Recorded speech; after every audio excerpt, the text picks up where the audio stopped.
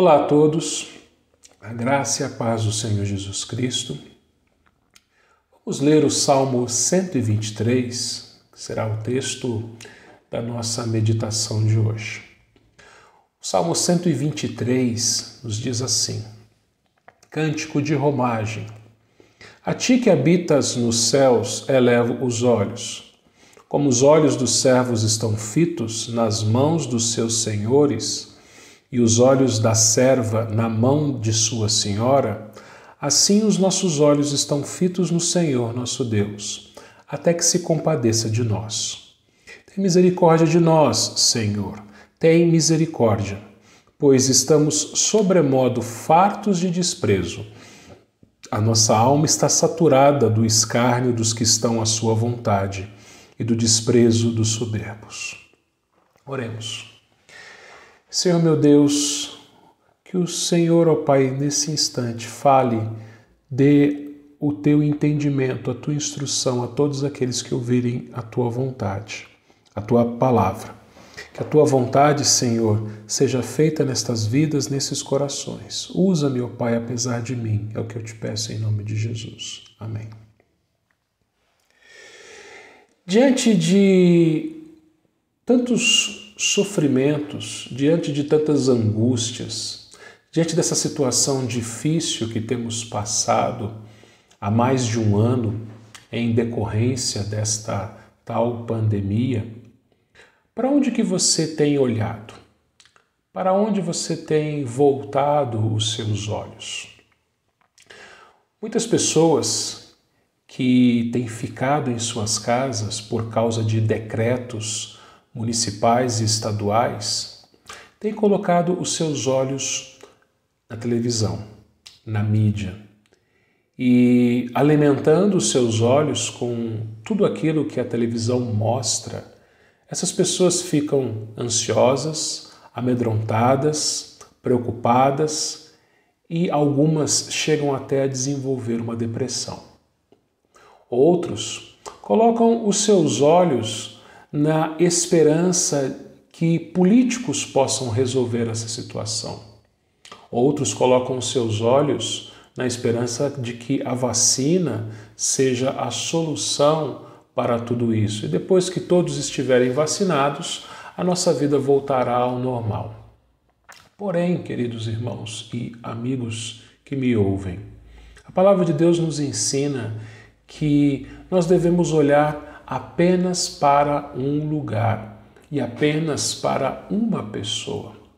A palavra de Deus nos ensina neste salmo que nós devemos olhar somente para o Senhor. E quando nós oramos, é com Ele quem nós falamos.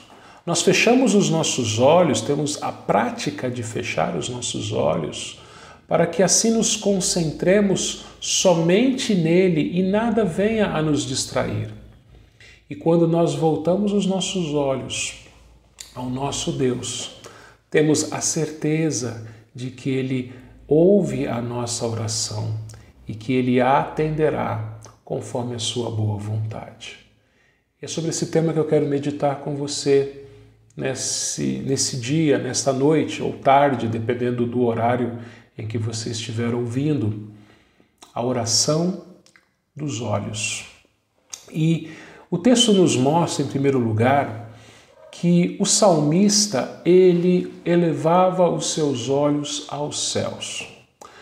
Aliás, antes de mais nada, nós vemos que esse salmo, Salmo 123, era um cântico de romagem.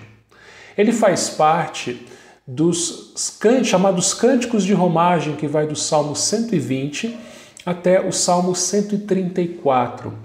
Eram salmos cantados pelos judeus quando eles iam nas suas viagens até Jerusalém participarem dos cultos, participarem das festas anuais da adoração ao Senhor. E o Salmo 123, ele inicia-se de maneira muito parecida com o Salmo 120 e com o Salmo 121. Ele diz aqui que ele eleva os olhos. O Salmo 121, que é muito mais conhecido, vai começar de maneira semelhante. Elevo os meus olhos para os montes, de onde me virá o socorro? E aqui nós vemos o salmista novamente elevando os seus olhos. Falando nisso, nós não sabemos quem escreveu este salmo, nem mesmo quando ele foi escrito.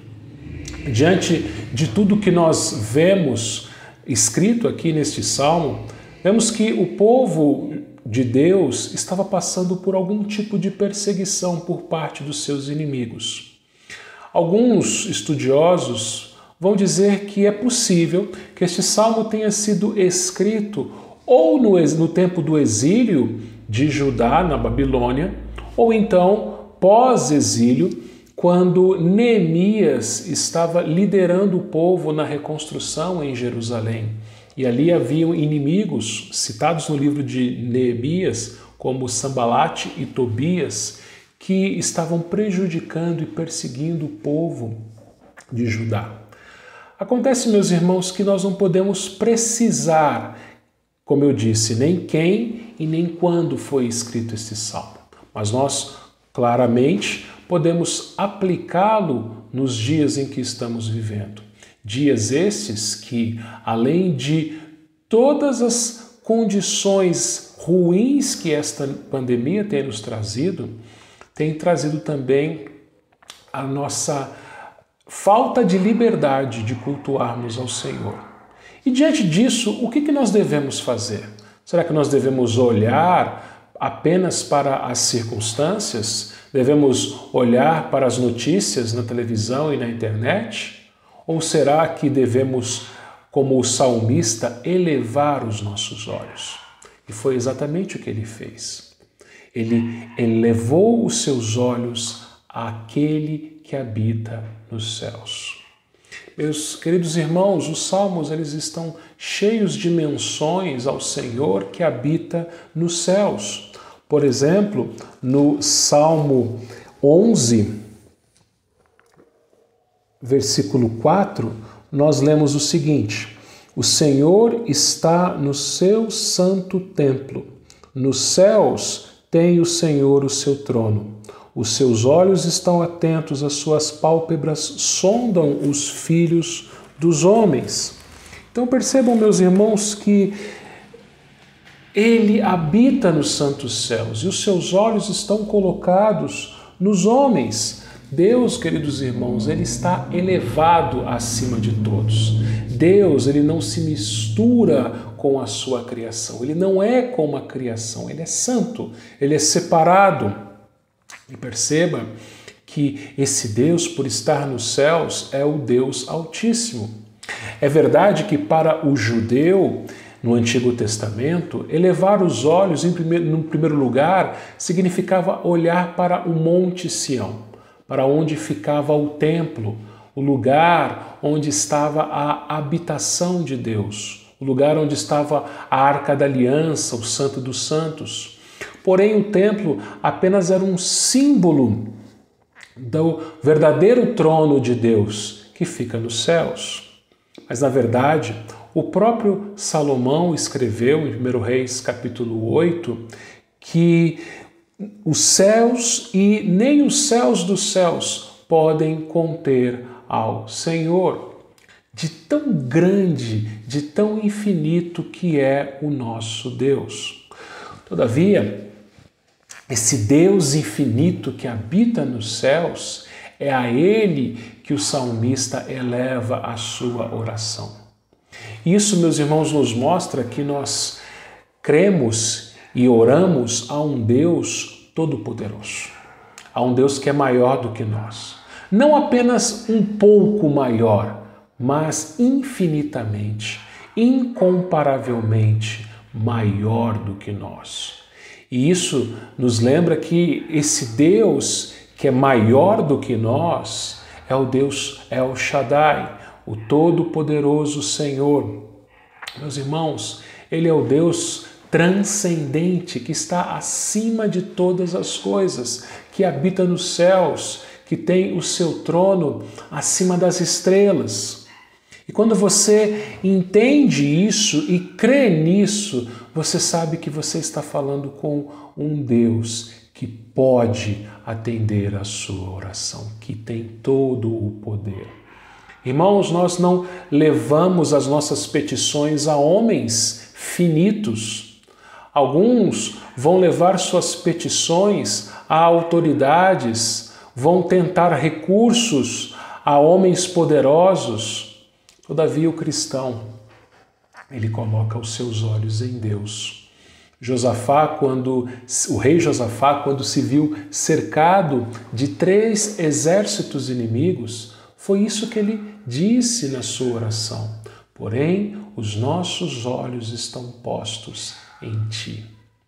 Então coloque os seus olhos no Senhor, coloque os seus olhos naquele que habita nos céus dos céus, que está acima de todas as coisas, que tem todo o poder.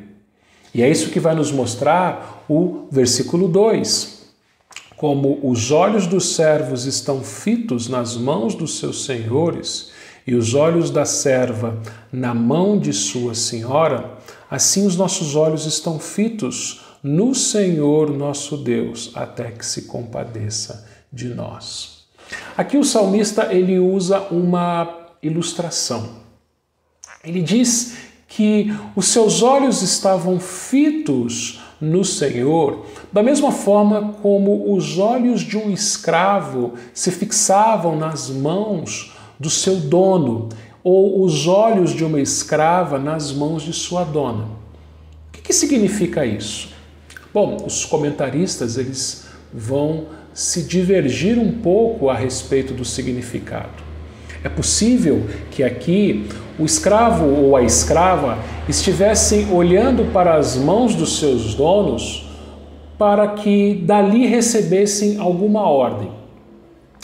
Os senhores ou os donos de escravos, esses homens e mulheres muito ricos do Oriente Antigo, muitas vezes não usavam a voz para darem ordens aos seus escravos. Apenas com alguns poucos movimentos das mãos, os seus escravos entendiam o seu chamado, a ordem recebida e assim eles obedeciam. As mãos também poderiam indicar algum tipo de castigo. Aliás, os escravos eles eram castigados com as mãos dos seus senhores. Mas as mãos aqui também poderiam significar a misericórdia, a bondade, o suprimento dos senhores dos escravos. Era das mãos dos seus senhores que os escravos recebiam o alimento, recebiam a provisão. Da mesma forma, meus irmãos, nós sabemos que pelas mãos de Deus nós temos a sua instrução, nós temos a sua palavra. Nós olhamos para o Senhor através das suas ordens, dos seus mandamentos escritos, registrados na sua palavra. Nós olhamos também para as mãos do Senhor quando entendemos que as aflições que nós recebemos vêm dele. Aliás, foi isso que Jó disse à sua esposa: recebemos o bem de Deus, não receberíamos também o mal? Entendemos, meus irmãos, que tudo isso que estamos passando vem das mãos de Deus. Deus sim nos dá boas coisas, mas Ele pode também nos dar o sofrimento, nos dar a aflição. Às vezes, isso é um castigo pelos nossos pecados, mas às vezes não. Às vezes Deus quer nos ensinar, Deus quer nos amadurecer, Deus quer que a gente experimente do seu consolo. Quando recebemos das mãos de Deus o sofrimento, a aflição, a angústia, sabemos que das suas mãos também virá o consolo, a misericórdia. Por isso que no final do versículo 2, o salmista disse: assim os nossos olhos estão fitos no Senhor nosso Deus, até que se compadeça de nós. Isso é muito pertinente, meus irmãos, porque sim, foram destas mãos que nós recebemos a compaixão, a misericórdia e a graça do Senhor. Mãos estas que foram cravadas naquela cruz, que sangraram, mãos estas que Tomé quis ver marcadas pelos cravos. E de fato ele viu. Mãos estas que distribuiu o pão e o cálice aos seus discípulos. Mãos estas que intercedem por nós junto ao Pai.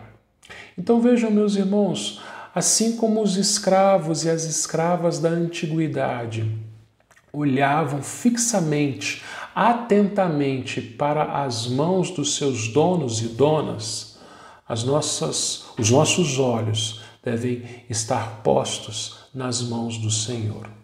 Isso porque nós sabemos que das suas mãos nós recebemos misericórdia, pois estas mãos, estas mesmas mãos, foram cravadas na cruz por nós. Estas mesmas mãos intercedem junto ao Pai por nós. Então, nós elevamos as nossas orações àquele que habita nos céus, no entendimento e na esperança de que de suas mãos receberemos misericórdia. É o que diz o versículo 3. Tem misericórdia de nós, Senhor. Tem misericórdia. Veja que ele repete. Tem misericórdia de nós, Senhor. Tem misericórdia. O salmista estava sofrendo muito. E ele apela ao Senhor, Yahvé. Você percebe que tanto no versículo 2 como no versículo 3, é este o nome que o salmista usa, Senhor, com todas as letras em maiúsculo aí na sua Bíblia. Esse nome de Deus, na língua hebraica, a língua que foi escrito no Antigo Testamento, é o nome Yahvé, ou Jeová, é o Deus da aliança. É o Deus que fez uma aliança com o seu povo, que é fiel a esta aliança e que cumpre esta aliança. É o Deus que prometeu cuidar do seu povo, abençoar o seu povo, estar presente junto com o seu povo todos os dias de sua vida. Por isso, o salmista, ele crê na misericórdia do Deus da aliança, de Yahvé, do Senhor.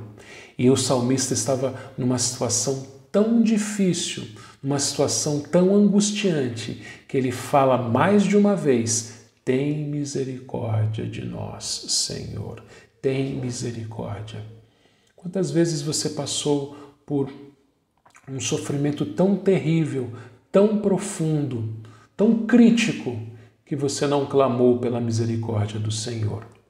Mas veja, nós clamamos a misericórdia do Senhor, do Deus da aliança, aquele que prometeu estar conosco sempre, que é o Deus conosco, que é o Emanuel, que está conosco até mesmo quando passamos pelo vale da sombra da morte. É este Deus, é a este Deus que nós elevamos os nossos olhos. É a este Deus que cuida de nós, que está presente conosco em todos os momentos, mesmo nos momentos mais críticos de nossas vidas. É a esse Deus que nós voltamos os nossos olhos.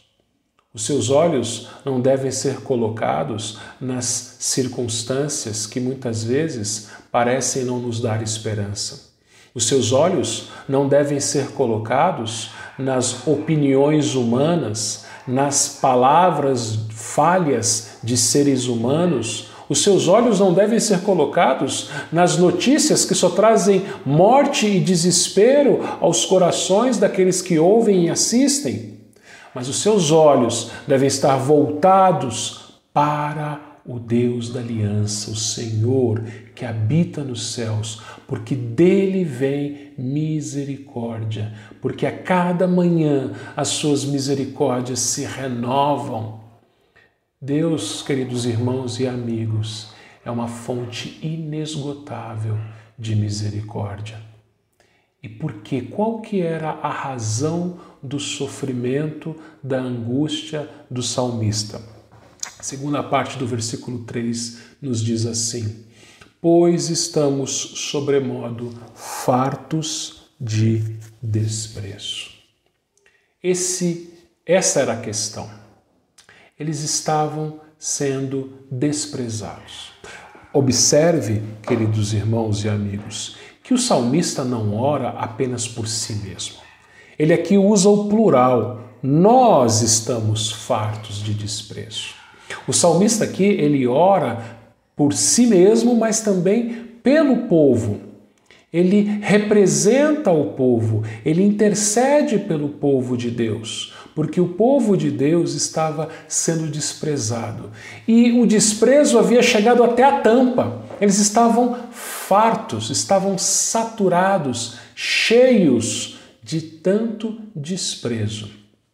É por causa disso, como eu já disse, que alguns comentaristas entendem que possivelmente este salmo tenha sido escrito nos dias de Neemias, em que inimigos perseguiam, zombavam do povo de Deus na reconstrução.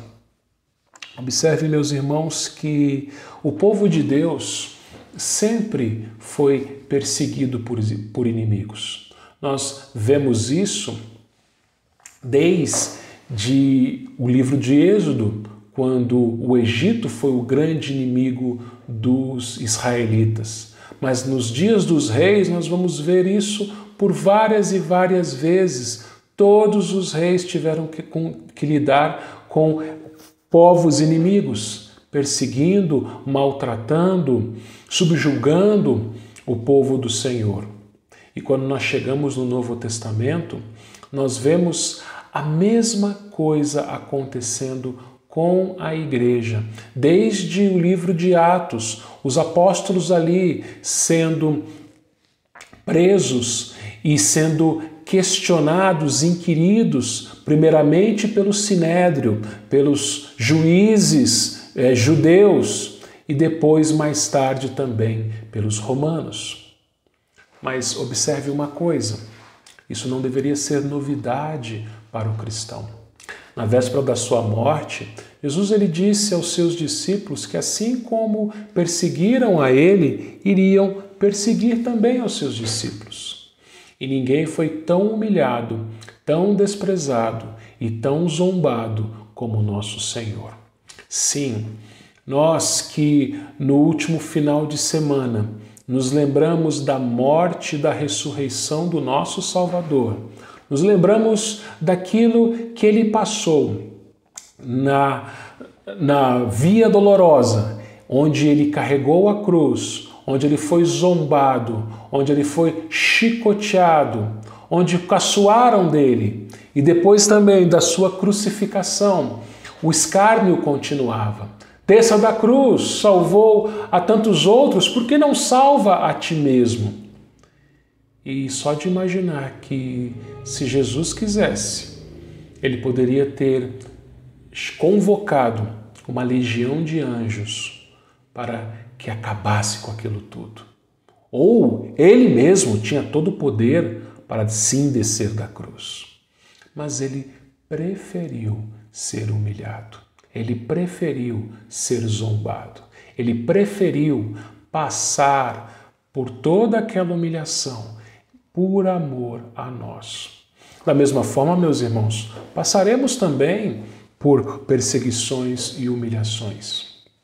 Nos últimos dias, nós temos acompanhado, tem ficado em evidência a igreja em toda a mídia. Isso porque no sábado passado, dia 3 de abril, o ministro do STF, Supremo Tribunal Federal, Cássio Nunes, ele autorizou por meio de uma liminar a reabertura dos templos, das igrejas para os seus cultos, obedecendo todos os critérios, todos os protocolos sanitários. Porém, na segunda-feira, o outro ministro, Gilmar Mendes, ele revogou. E enquanto eu gravo esta mensagem, enquanto eu gravo este vídeo, hoje, dia 7 de abril, nós estamos no meio da votação, que está paralisada, mas amanhã vai retornar. E, na verdade, hoje, enquanto eu gravo, não sabemos, não sei qual será o desfecho desse julgamento. Provavelmente, quando você estiver assistindo, nós já saibamos. Mas o que nós temos percebido por parte de várias autoridades e por parte especialmente da grande mídia é o que nos diz a segunda parte desse versículo 3 e também o versículo 4. O escárnio, o desprezo, a zombaria de homens inimigos da cruz de Cristo, zombando da sua igreja, zombando da sua noiva. Vejam, meus irmãos, que isso, o próprio Senhor, como eu já disse que iria acontecer. É verdade, sim, que nós devemos zelar por nossas vidas. É verdade, sim, que devemos tomar as devidas precauções diante de uma pandemia que estamos vivendo.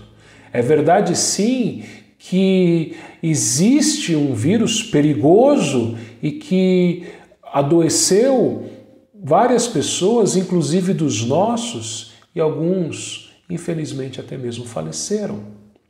Mas você sabe muito bem que a igreja, a nossa igreja, ela tem tomado todos os cuidados necessários. E enquanto nós estivermos abertos, nós tomamos os cuidados necessários. Então perceba, não é a igreja, ou pelo menos as igrejas que têm sido cuidadosas, têm obedecido todos os decretos, não são as igrejas os focos de contaminação, mas são outros lugares. Mas, de qualquer forma, a grande mídia e algumas autoridades têm usado desse acontecimento, dessas circunstâncias, para zombar do nosso Deus, para zombar da cruz de Cristo, para zombar da noiva de Cristo. Assim como o salmista no passado, queridos irmãos, nós hoje dizemos a mesma coisa. Estamos sobremodo fartos de desprezo.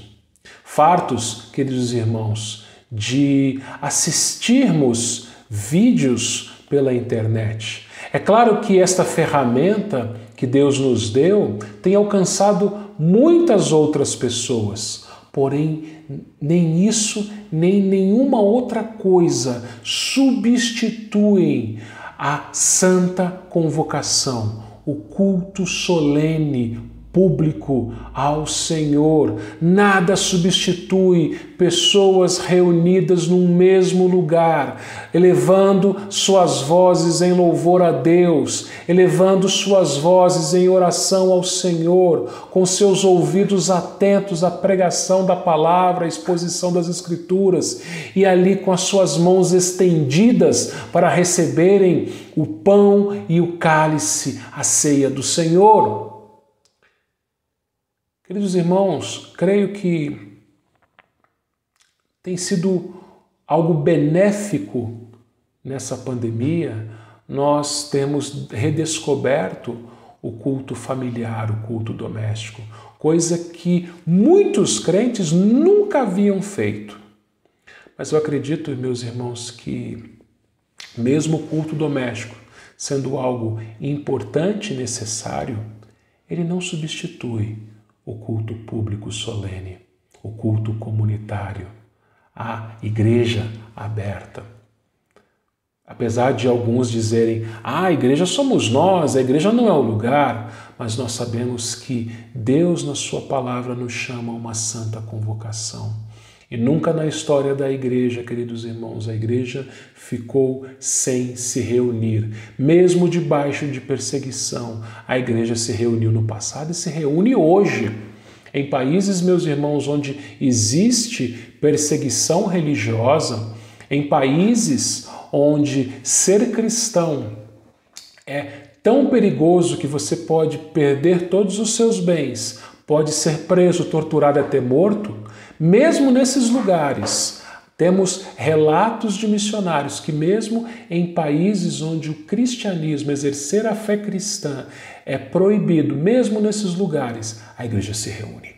Escondida, em lugares subterrâneos, no meio de florestas, Eles não podem cantar alto, mas eles cantam ali baixinho. Eles não têm a Bíblia ali no seu idioma, mas de cor, o pouco que eles aprenderam e decoraram, ali eles citam textos bíblicos e expõem estes textos. Eles oram juntos, eles partilham da ceia juntos. E o nosso país, hoje, nós não temos esse privilégio. Vejam, meus irmãos, que por algumas vezes, nos púlpitos de nossas igrejas, eu disse que esse dia chegaria. Não imaginava que chegaria tão rápido. Mas eu sei, meus irmãos, que mesmo depois que as autoridades autorizem o retorno às nossas reuniões, aos nossos cultos, sabemos que uma grande parcela da sociedade ainda odeia a igreja. Isso só irá se agravar. Isso só irá se agravar porque sabemos que uma grande tribulação se aproxima, que o dia do Senhor se aproxima. Por isso nós dizemos, estamos fartos de desprezo, Senhor. Versículo 4. A nossa alma está saturada do escárnio dos que estão à sua vontade e do desprezo dos soberbos. Mais uma vez, no versículo 4, ele repete, desenvolve o que ele disse no final do versículo 3. A nossa alma está saturada, está farta, está cheio, chegou ao limite de tanto escárnio dos que estão à vontade, dos que estão ali se aproveitando da condição que eles têm para zombarem daqueles que creem no Senhor Jesus Cristo, que esperam nele. Porém, meus irmãos, sabemos que tudo isso que está acontecendo é providência de Deus. Quando falamos de providência, costumamos pensar apenas nas coisas boas, mas as coisas ruins também fazem parte da providência. São o cumprimento do decreto de Deus. Nenhum fio de cabelo de nossas cabeças cai se não for da vontade de Deus. E tudo que tem acontecido em nosso país, no que diz respeito a todas as coisas, mas em especial, como estamos falando aqui, as questões religiosas de culto, sabemos que isso é vontade de Deus. Conforme nós já aprendemos no livro do profeta Joel, creio que Deus está nos disciplinando também, mas estamos fartos. Por isso, como salmista, pedimos a misericórdia. Nós não merecemos. Perceba uma coisa, meus irmãos, Deus não precisa do nosso culto. Alguns podem pensar, Deus está precisando ser cultuado. Não, Deus não precisa do nosso culto. Antes de Deus criar, o Pai, o Filho e o Espírito Santo estavam naquilo que nós chamamos de eternidade passada, nos céus dos céus, e eles se amavam. Ninguém os adorava. Era somente Deus. Mas Deus criou as suas criaturas racionais para que o adorassem. Os anjos o adoram e os homens também o adoram. E aos homens, Deus estabeleceu que eles se reunissem, que eles estivessem juntos como um só povo, uma só família, a igreja, a noiva, para que juntos pudéssemos celebrar ao Senhor. Tanto no Antigo como no Novo Testamento nós vemos isso. Mas não porque Deus precise disso. Mas somos nós que precisamos. O homem, ele é um ser adorador. Ele foi criado para adorar. E quando o homem não adora o Criador, ele adora a criatura. Quando o homem não adora a Deus, ele vai adorar os seus hobbies, vai adorar as suas coisas, vai adorar a sua casa, o seu carro, o seu trabalho, a sua família, vai adorar a si mesmo. Será um idólatra. Porém, meus irmãos, não deve ser assim. Nós fomos chamados para adorar o único Deus e não para idolatrar falsos deuses, criaturas. Por isso, queridos irmãos, o texto encerra que a alma do salmista e do seu povo ali estava saturada. Eu posso dizer o mesmo, meus irmãos. Depois de 1 ano e 1 mês nessa situação, estamos saturados. E o que devemos fazer diante disso tudo? A mesma coisa que o salmista fez. Infelizmente, alguns se acomodaram com essa situação.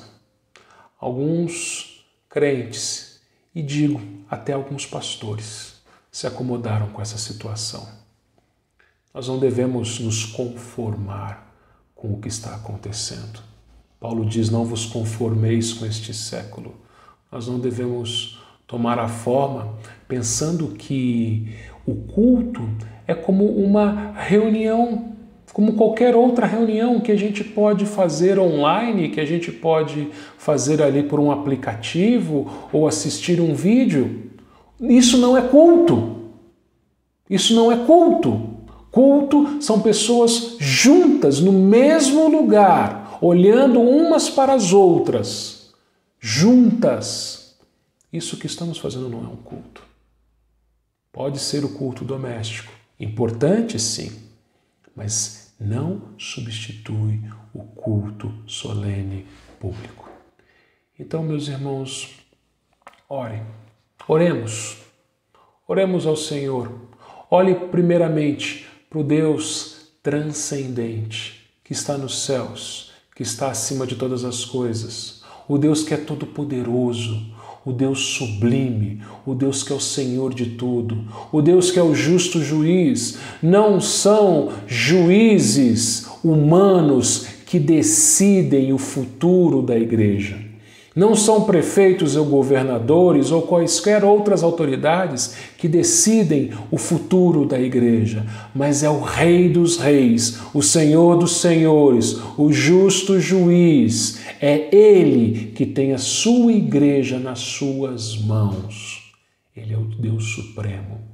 Mas esse Deus, além de ser transcendente, ele é imanente. Ou seja, ele se inclina para nós. Por isso que nós olhamos para as suas mãos, as mãos de misericórdia. São mãos que nos castigam quando necessário, sim, mas que não nos castigam com crueldade, mas que nos trazem a misericórdia, que nos trazem a graça, que nos trazem o consolo. Mãos que foram pregadas na cruz por nós.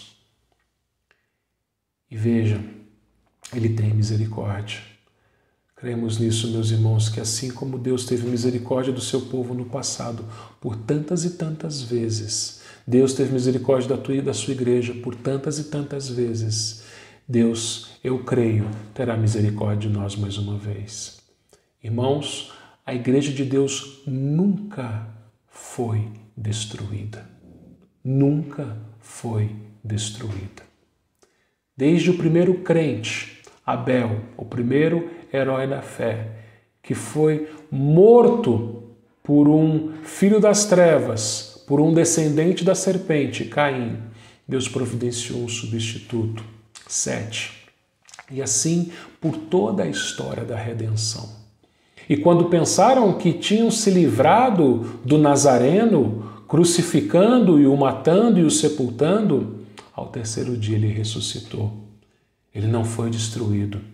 E quanto mais perseguiam os cristãos no Novo Testamento, mais a igreja crescia. Quanto mais prendiam, mais a igreja crescia. Mataram Estevão, pensando que calariam a igreja.